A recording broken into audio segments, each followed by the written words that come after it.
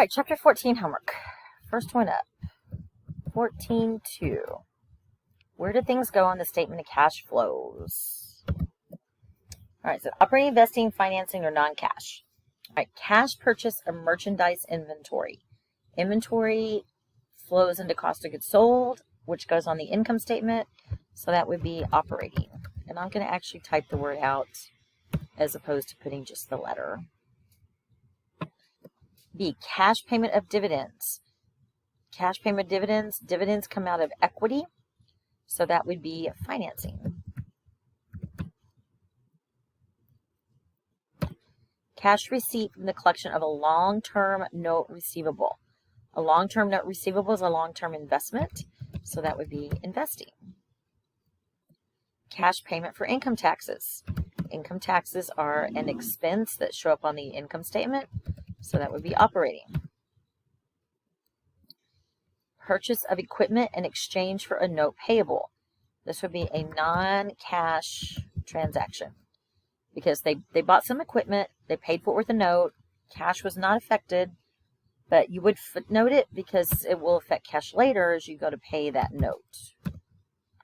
Cash receipt from the sale of land. Land is a long-term asset, so that would be investing. Cash received from borrowing money.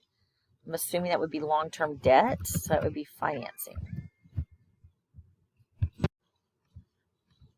G was financing. Okay, H, receipt, cash receipt for interest income.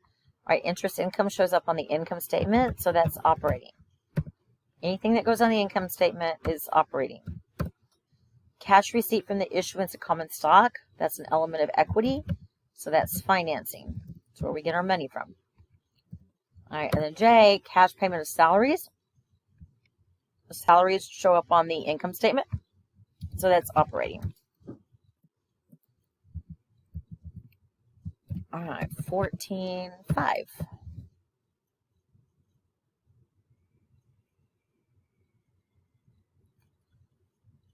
All right, 14.5. Winding Road cellular accounts have assembled the following data for the year ended April 30th of 2018. Prepare the operating activities section using the indirect method for Winding Road cellular statement of cash flows for the year ended April 30th of 2018. Actually, and I think number 6 is the rest of it, the rest of the statement of cash flows. Okay, so we're basically doing the statement of cash flows. So it's Winding Road cellular statement of cash flows. Just know for the exam, you're only going to have to do the operating section. The year ended April 30th, 2018. All right, so we're going to have operating activities. All right, we're doing the indirect method, so it starts with net income. All right, net income was $55,000. All right, then we typically add back depreciation expense. I put the plus sign. You don't have to put the plus sign, but for your notes, I'm putting it. So depreciation expense was $2,000. All right, cash receipt from sale of land, that goes in investing.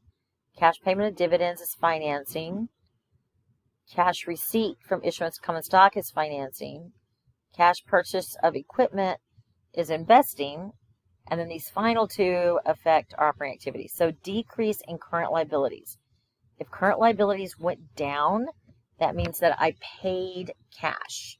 So I'm going to subtract the decrease in current liabilities.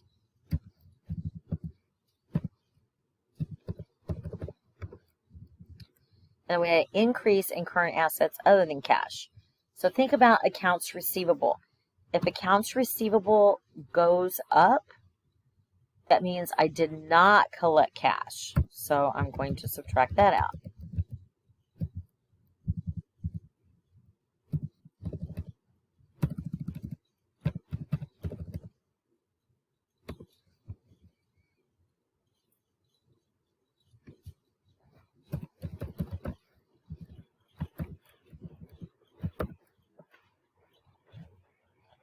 And this is our cash provided by operations. All right, the next section is investing activities. All right, so for the investing, we have cash from sale of land, and it was $27,000.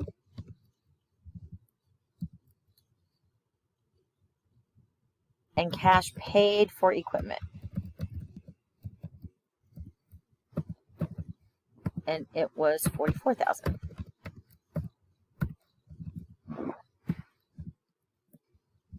So this would be cash used by investing.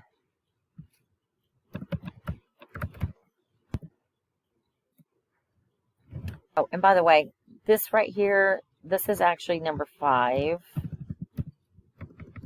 And then down here is where we're starting 14.6. Finishing it up. All right, and then the last section is financing activities. And we had cash paid for dividends,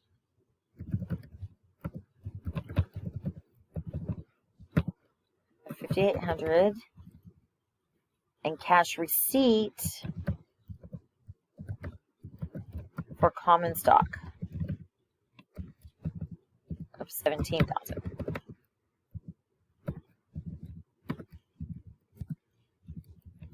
And that is cash provided by financing activities.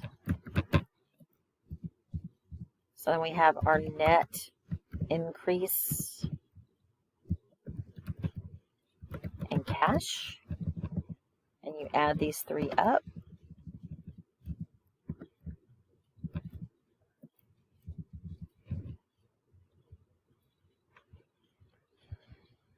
And I don't know if they told us anything else. Let's see. Yeah, here it is. Assume beginning and ending cash are 48 and 52. So then we have our cash at the beginning of the year, which would have been May 1st of 2017. 48,000.